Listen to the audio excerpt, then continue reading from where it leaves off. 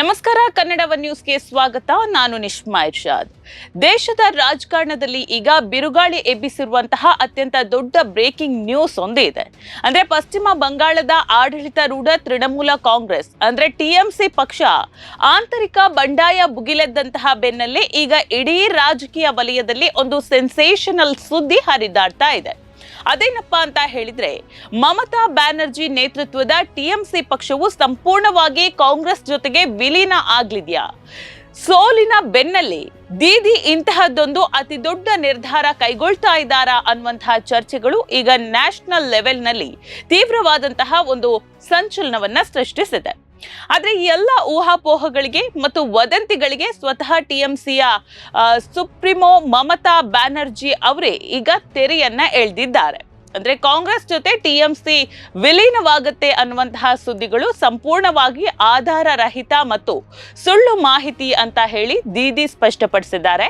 ತಮ್ಮ ಪಕ್ಷಕ್ಕೆ ತನ್ನದೇ ಆದಂತಹ ಅಸ್ತಿತ್ವ ಇದೆ, ಈ ರೀತಿಯ ಯಾವುದೇ ವಿಲೀನದ ಯೋಜನೆ ನಮ್ಮ ಮುಂದೆ ಇಲ್ಲ ಅಂತ ಹೇಳುವ ಮೂಲಕ ಈಗ ಹರಿದಾಡ್ತಾ ಇರುವಂತಹ ದೊಡ್ಡದೊಂದು ರಾಜಕೀಯ ವದಂತಿಯ ರೆಕ್ಕೆ ಪುಕ್ಕವನ್ನ ಮಮತಾ ಬ್ಯಾನರ್ಜಿ ಅವರು ಕಟ್ ಮಾಡಿದ್ದಾರೆ ಅಂತಾನೆ ಹೇಳ್ಬಹುದು.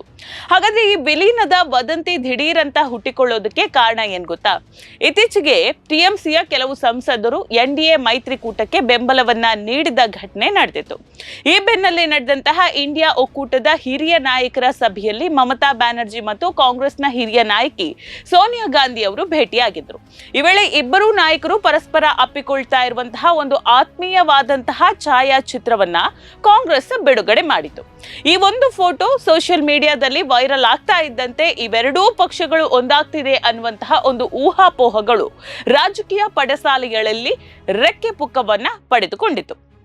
ಮಮತಾ ಬ್ಯಾನರ್ಜಿ ಅವರ ಬೆನ್ನಲ್ಲೇ ಈಗ ಕಾಂಗ್ರೆಸ್ನ ಸಂವಹನ ವಿಭಾಗದ ಪ್ರಧಾನ ಕಾರ್ಯದರ್ಶಿ ಜೈರಾಮ್ ರಮೇಶ್ ಕೂಡ ಈ ಬಗ್ಗೆ ಎಕ್ಸ್ ಜಾಲತಾಣದಲ್ಲಿ ಅಧಿಕೃತವಾಗಿ ಸ್ಪಷ್ಟನೆಯನ್ನ ಕೂಡ ನೀಡಿದ್ದಾರೆ.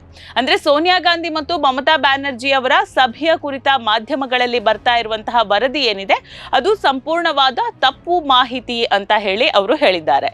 ಅದು ಕೇವಲ ಒಂದು ಸೌಹಾರ್ದಯುತ ಮತ್ತು ವೈಯಕ್ತಿಕ ಭೇಟಿಯಾಗಿತ್ತು. ಇಬ್ರು ನಾಯಕಿಯರ ನಡುವೆ ದಶಕಗಳ ಕಾಲದ ದೀರ್ಘ ಒಡನಾಟ ಇರೋದ್ರಿಂದಾಗಿ ಅವರು ಅನೇಕ ವೈಯಕ್ತಿಕ ವಿಷಯಗಳನ್ನ ಹಂಚಿಕೊಂಡಿದ್ದಾರೆ ಅಷ್ಟೇ ಹೊರತು ಇಲ್ಲಿ ಯಾವುದೇ ರೀತಿಯಾದಂತಹ ಪಕ್ಷದ ವಿಲೀನದ ಚರ್ಚೆ ನಡೆದಿಲ್ಲ ಅಂತ ಹೇಳಿ ಜೈರಾಮ್ ರಮೇಶ್ ಕೂಡ ಸ್ಪಷ್ಟಪಡಿಸಿದ್ದಾರೆ.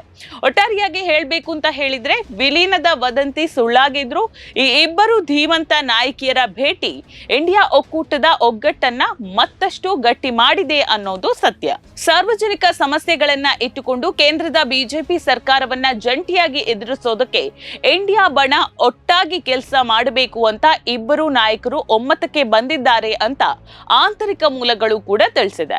ಪಕ್ಷಗಳು ಒಂದಾಗದಿದ್ರೂ ವಿಪಕ್ಷಗಳ ಹೋರಾಟ ಮಾತ್ರ ಒಂದೇ ಆಗಿರ್ತದೆ ಅನ್ನುವಂತಹ ಸಂದೇಶ ಈಗ ರವಾನೆಯಾಗಿದೆ. ನೋಡ್ತಾ ಇರಿ ಸಮ ಸಮಾಜಕ್ಕಾಗಿ ಕನ್ನಡ ಒನ್ ನ್ಯೂಸ್. ನಮಸ್ಕಾರ.